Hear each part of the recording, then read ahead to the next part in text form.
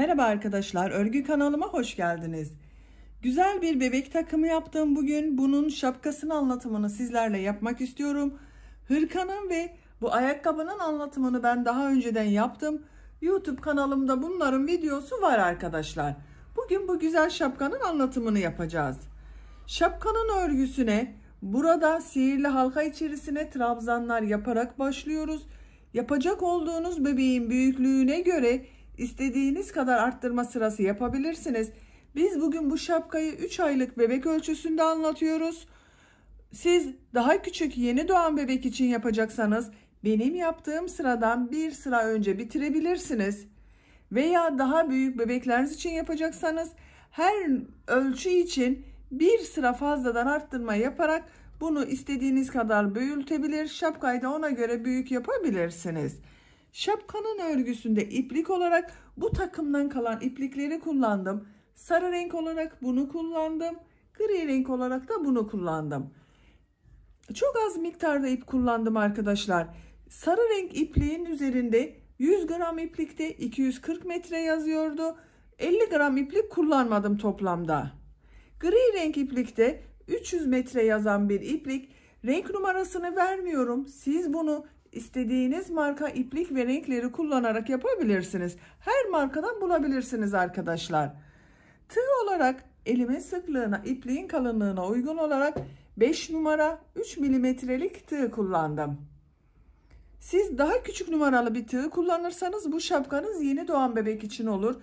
Daha büyük 3,5 milimetrelik bir tığ kullanırsanız da 6-12 aylık bebek için olur arkadaşlar.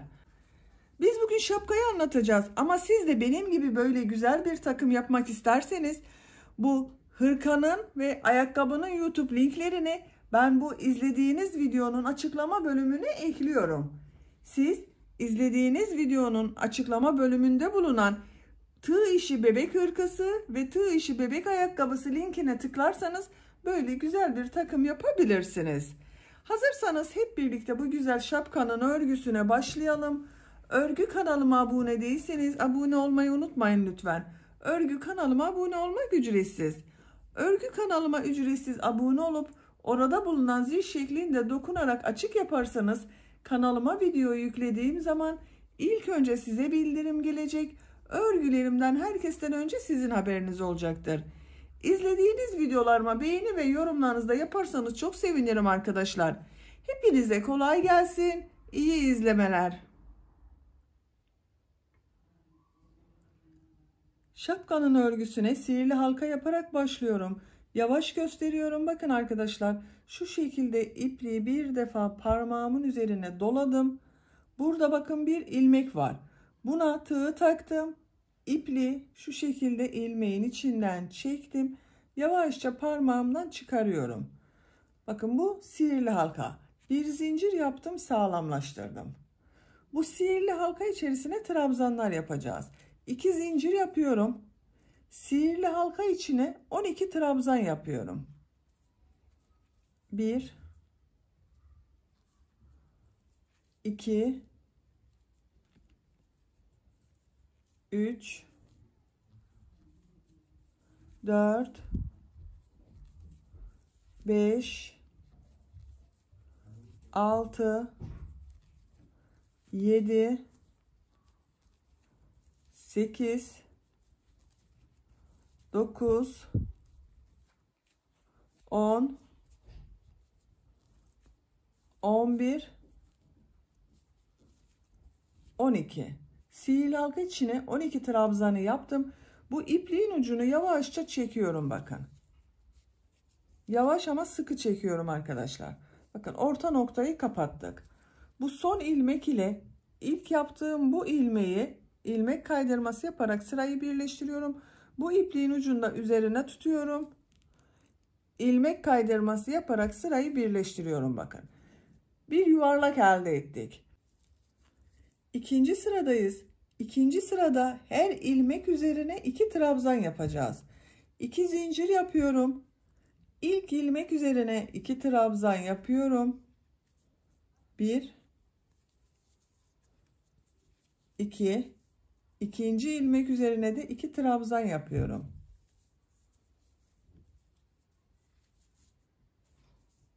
Diğer ilmeklere de ikişer defa trabzan yapıyorum.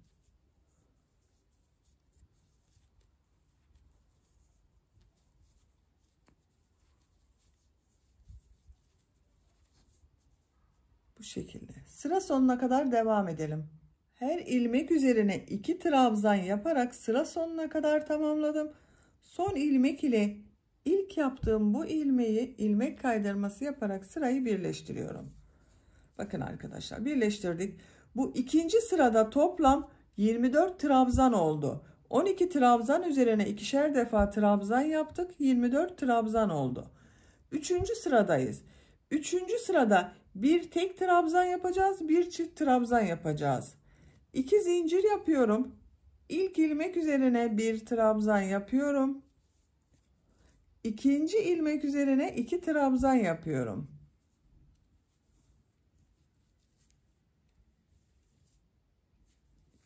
Üçüncü ilmek üzerine bir trabzan yapıyorum. Bu ilmek üzerine 2 trabzan yapıyorum.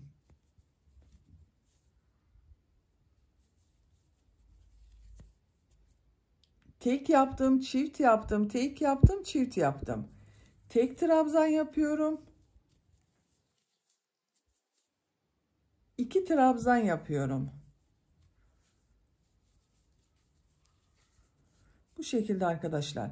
Bir tek, bir çift trabzanlar yaparak sıra sonuna kadar devam edelim.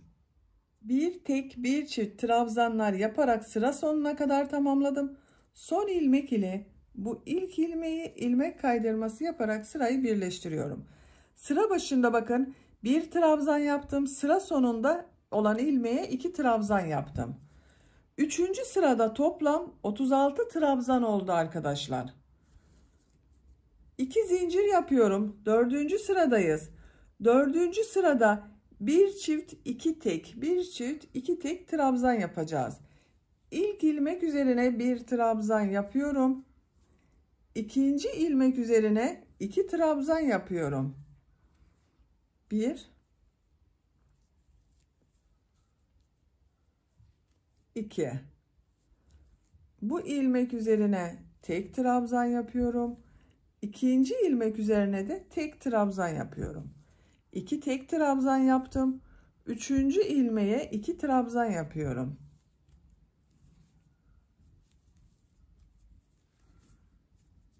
İki ilmeğe tek trabzan yapıyorum.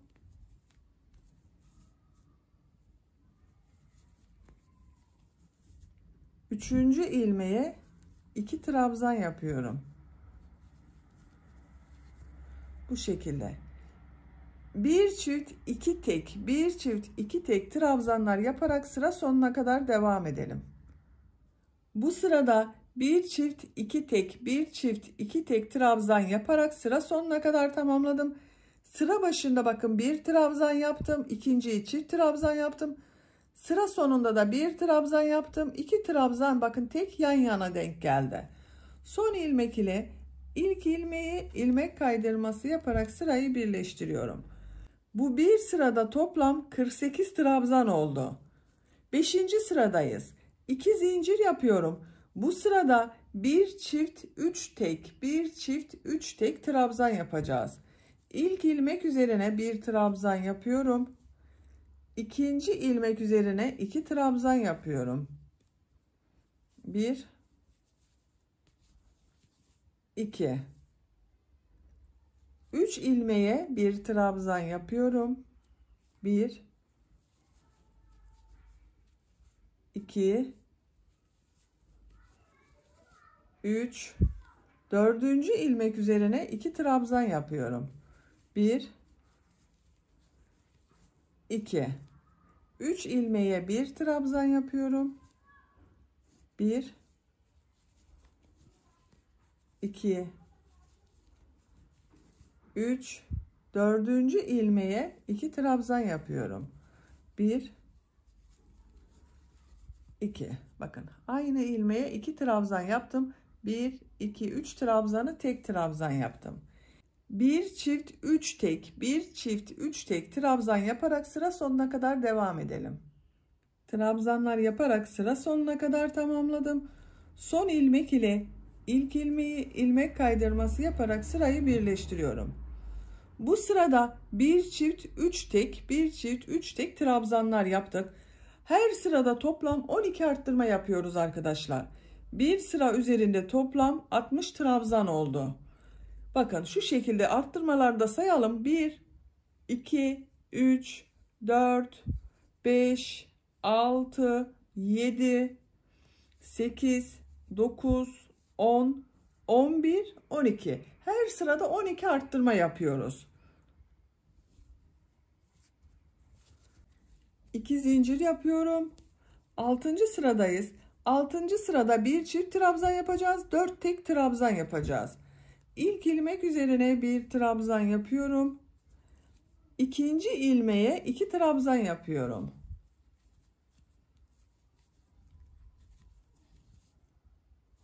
Dört ilmek üzerine birer defa trabzan yapıyorum. 1, 2, 3, 4. 5. ilmeğe 2 trabzan yapıyorum. 1, 2, 4 ilmeğe bir trabzan yapıyorum.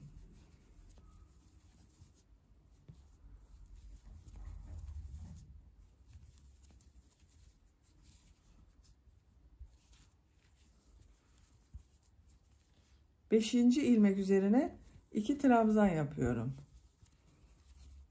Bakın arkadaşlar. Bir çift 4 tek, bir çift 4 tek trabzan yaparak sıra sonuna kadar tamamlayalım. Sıra sonuna kadar tamamladım. Son ilmek ile ilk ilmeği ilmek kaydırması yaparak sırayı birleştiriyorum. Bu sırada bir çift trabzan yaptık, 4 tek trabzan yaptık, bir çift trabzan yaptık. Bu sırada yine toplam 12 arttırma yaptım. Toplam trabzan sayısı 72 arkadaşlar. Bu son sırada 72 trabzan var. Benim yapacağım şapka için bu 72 trabzan yeterli. Santimetre olarak ölçüyorum. Bakın şu şekilde ölçüyorum. 12 santimetre. 12 santimetre genişlik var. Bu yeterli arkadaşlar. Siz daha büyük bebek için yapıyorsanız bir sıra daha arttırma yapabilirsiniz. Bir çift 5 tek, bir çift 5 tek yapabilirsiniz. 1 yaşından büyük bebekleriniz için yapacaksanız da arttırmaya devam edebilirsiniz. Bir çift 6 tek, bir çift 6 tek trabzan yaparak daha büyük şapka yapabilirsiniz. Bu sıradan itibaren renkli iplik ile model yapımına başlıyorum. Ben gri renk iplik kullanıyorum. İlmeğin rengini gri renkli yapıyorum bakın burada. İpliği kesmiyorum arkadaşlar. Sarı renk ipliği de kullanacağız. Modellerin birisini gri renk yapıyorum, birisini sarı renk yapıyorum. Bir zincir yapıyorum. Bu ilk ilmek içine bir trabzan yapıyorum. Bu sırada bir trabzanı boşluktan alarak trabzan yapacağız. 2 trabzanın üzerine trabzan yapacağız. İlk bakın bu trabzanı tığ şu şekilde boşluğa takıyorum. Trabzan yapıyorum. Bu 2 ilmek üzerine trabzan yapıyorum. 1, 2. Üçüncü trabzanı boşluktan alıp trabzan yapıyorum. 2 trabzanı üzerine trabzan yapıyorum.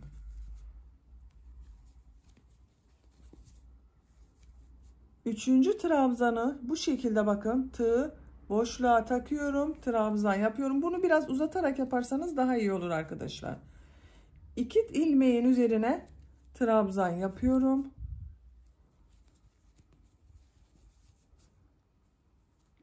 Bu trabzanı boşluktan alıyorum, trabzan yapıyorum.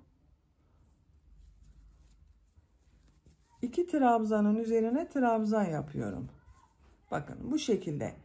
Bir trabzanı boşluktan alarak trabzan yapıyoruz. 2 trabzanın üzerine trabzan yapıyoruz. Bu şekilde devam edelim. Sıra sonunda boşluk bırakacağız arkadaşlar.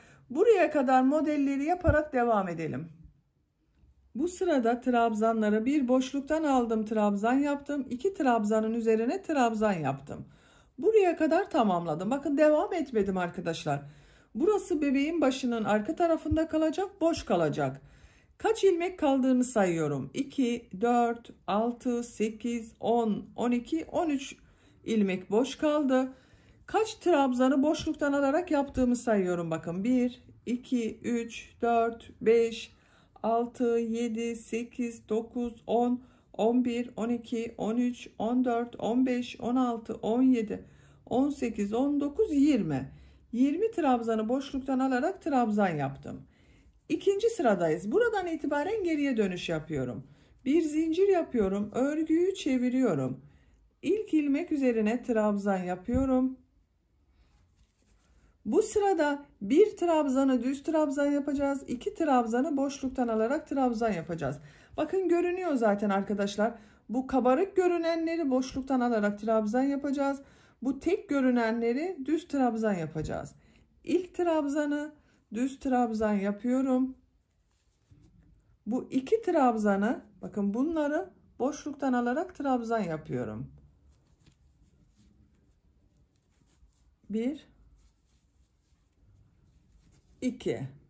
Bu trabzanı düz trabzan yapıyorum.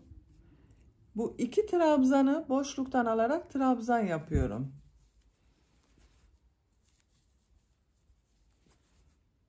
Bir trabzanı düz trabzan yapıyorum.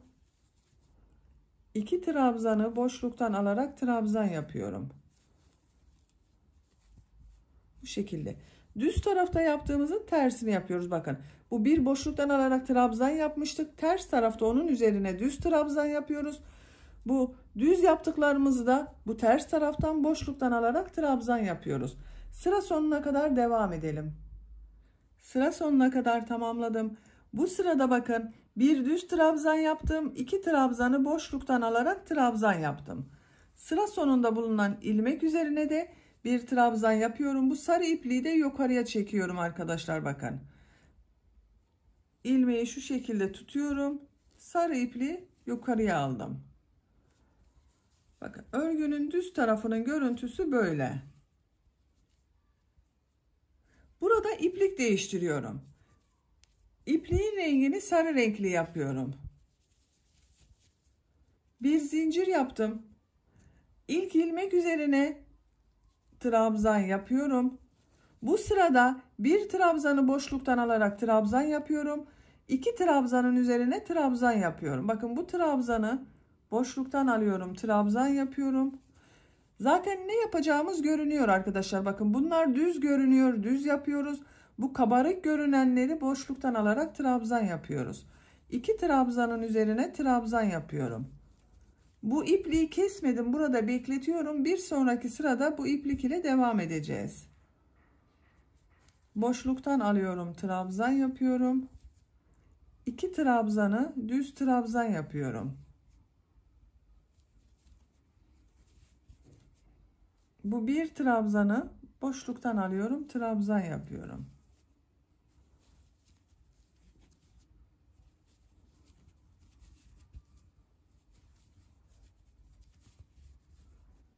Sıra sonuna kadar devam edelim.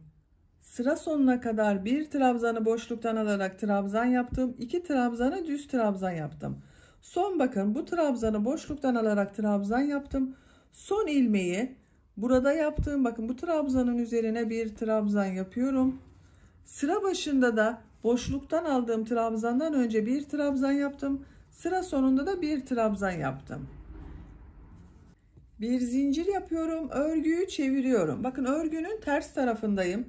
Bu sırada bir trabzanı düz trabzan yapıyorum. 2 trabzanı boşluktan alarak trabzan yapıyorum. Bakın kendisini belli ediyor zaten arkadaşlar. Bu kabarık olanları boşluktan alarak trabzan yapıyoruz. Düz görünenleri düz trabzan yapıyoruz. İlk 2 trabzan üzerine trabzan yapıyorum.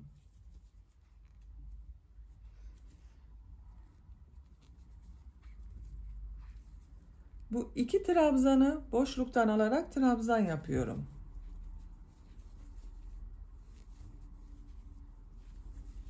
Bir trabzanı düz trabzan yapıyorum.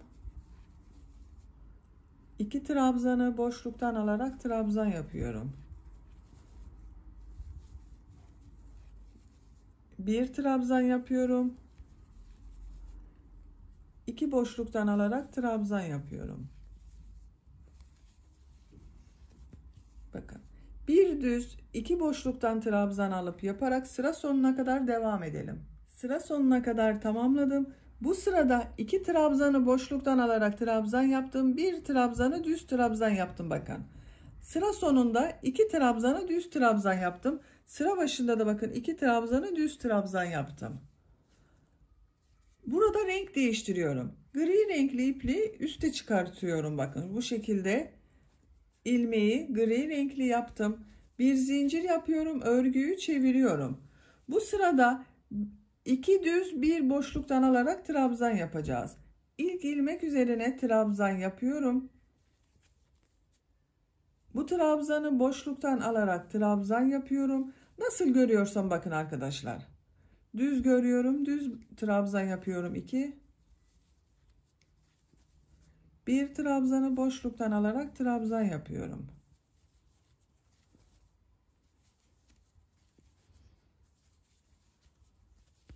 Bakın. Şapkanın şekli de kendisini gösterdi bakın arkadaşlar. Yuvarlak oldu artık modelli bölüme başladığımız zaman.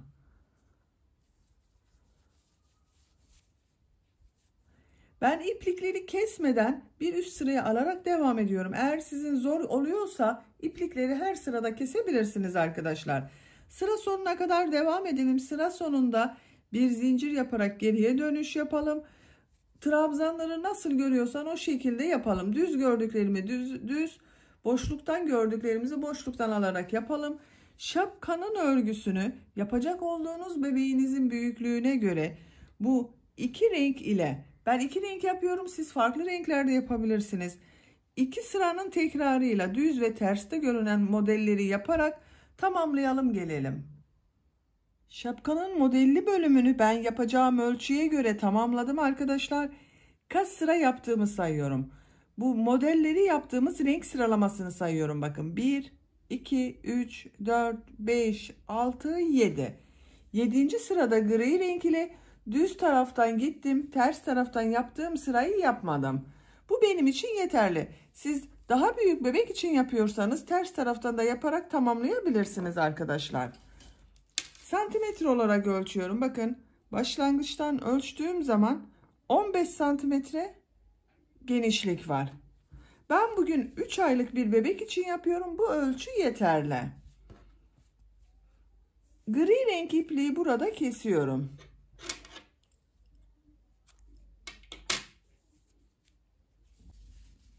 Sarı renk ipliği burada bekletiyordum. O ipliği de kesiyorum.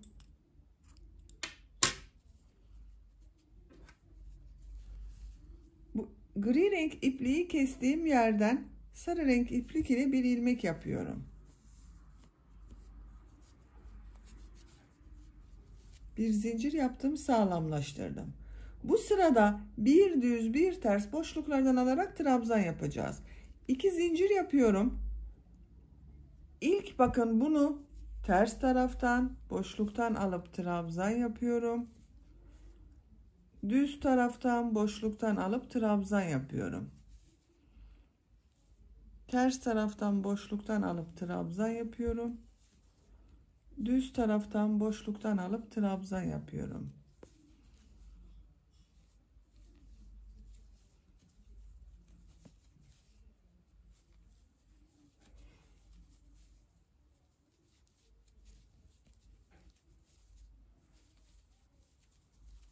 Bir düz bir ters boşluklardan alarak trabzan yapıyoruz. Örgünün düz tarafının görüntüsü böyle bakın arkadaşlar. Sıra sonuna kadar devam edelim. Sıra sonuna kadar bir düz bir ters boşluklardan alıp trabzan yaptım. Görüntüsü böyle oldu. En son bakın trabzanı burada yaptığım bu düz trabzanın üzerine bir trabzan yaparak sırayı bitiriyorum. 2 zincir yapıyorum. Örgüyü çeviriyorum. Bu sırada bu trabzanları nasıl görüyorsam o şekilde boşluktan alıp trabzan yapıyorum. Düz tarafta görüyorum. Düz taraftan boşluktan alıp trabzan yapıyorum. Ters tarafta görüyorum. Ters taraftan boşluktan alıp trabzan yapıyorum.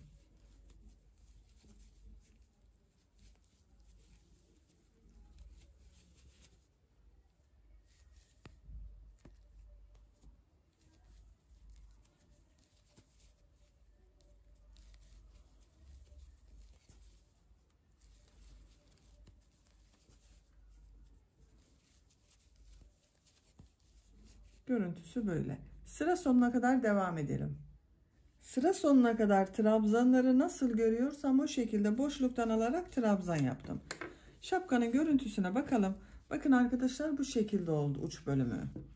Şimdi bu yan taraflarından boynun çevresini çevreleyecek olan yeri yapacağız ve buraya da ip kordon yapacağız. Bakın ipliği burada bitirdim arkadaşlar. Kesmiyorum. Bir zincir yapıyorum. İlk ilmek içine sık iğne yapıyorum. Diğer ilmeklere de birer defa sık iğne yapıyorum. Arada birer ilmek atlama yaparak daha dar yapabilirsiniz. Çok sıkı yapmayalım bu sık iğneleri arkadaşlar. Arada atlama yaparsanız biraz daha toplayacaktır. Daha güzel olacaktır. Bakın her trabzan sırasına bir sık iğne yapıyorum. Bu toplayacaktır.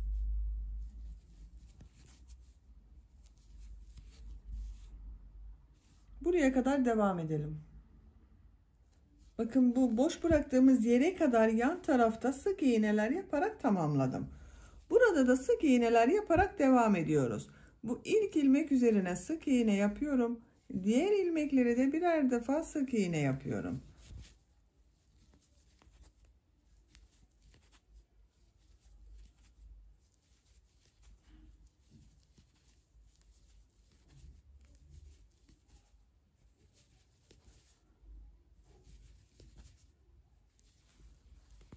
Diğer yan tarafa geldim. Bakın burada da sık iğneler yapıyorum.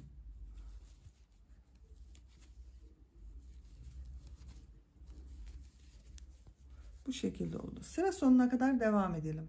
Sıra sonuna kadar sık iğneler yaparak tamamladım. Bu son ilmeğe de bir sık iğne yapıyorum.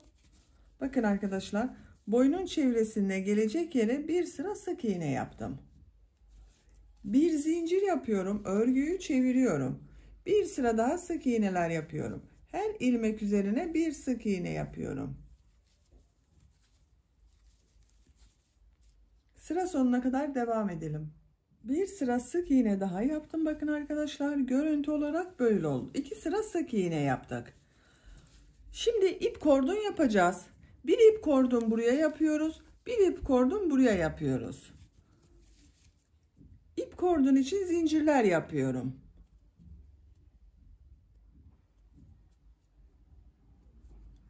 ...60 zincir yaptım ben arkadaşlar. Bu zincir sayısı sizin elinizin sıklığına ve tercihinize göre. Bebeğin boynuna bağlayacağız. İki tarafa yapıp bebeğin boynunda bağlayacağız bu ip kordonu. İstediğiniz kadar yapabilirsiniz. Daha kısa veya daha uzun da yapabilirsiniz. Ölçtüğüm zaman 22 santimetre zincir uzunluğu var.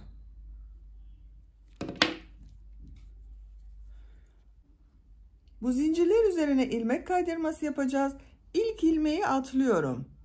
İkinci ilmeğe tığ takıyorum. İlmek aldım, çektim. Tığın üzerinde bulunan ilmekten de çektim.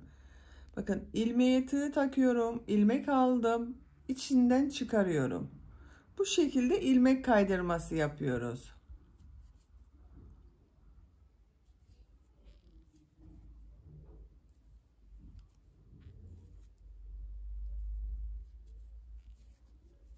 Görüntüsü böyle oluyor bakın. Zincirler üzerine ilmek kaydırması yaparak buraya kadar devam edelim. Zincirler üzerine ilmek kaydırması yaparak bakın buraya kadar tamamladım. Görüntü olarak böyle oldu. Bu sık iğneler üzerine de sık iğne yaparak devam ediyorum. Her ilmeğe bir sık iğne yapıyorum.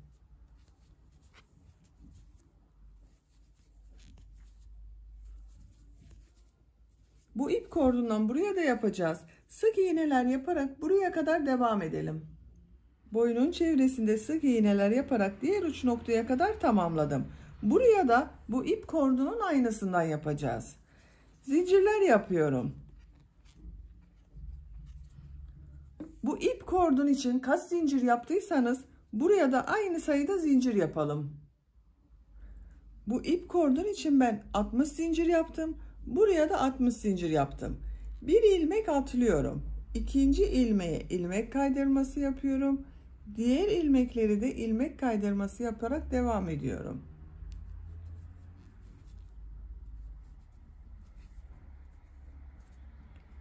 Buraya kadar devam edelim arkadaşlar.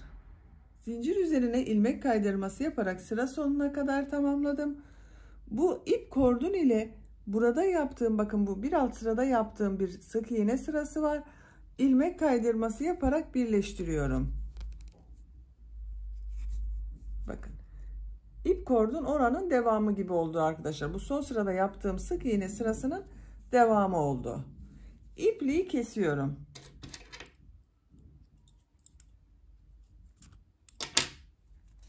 Şapkanın örgüsünü tamamlamış olduk.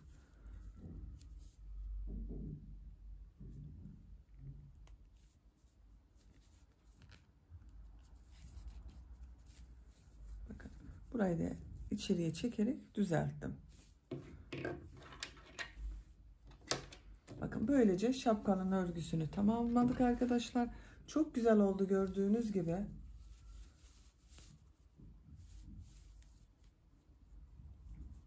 Arka görüntüsü böyle. İp kordonları da şu şekilde bağlayıp kullanabiliriz artık.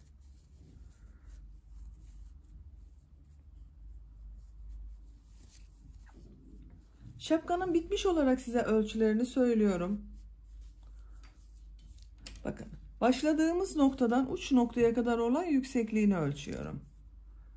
Ölçtüğüm zaman 16 santimetre, genişliğini ölçüyorum.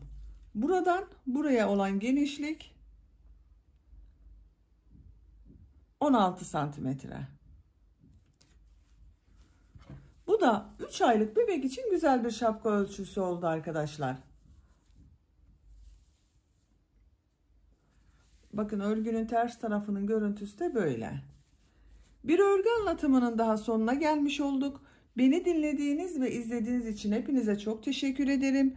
Örgü kanalıma abone değilseniz abone olmayı unutmayın lütfen. Örgü kanalıma abone olmak ücretsiz.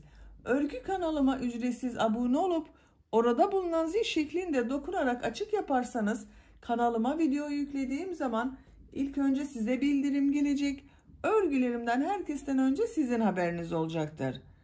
İzlediğiniz videolarıma beğeni ve yorumlarınızı da yaparsanız çok sevinirim arkadaşlar. Sizlerle yeni örgülerde görüşmek dileğiyle. Hoşça kalın, sevgiyle kalın.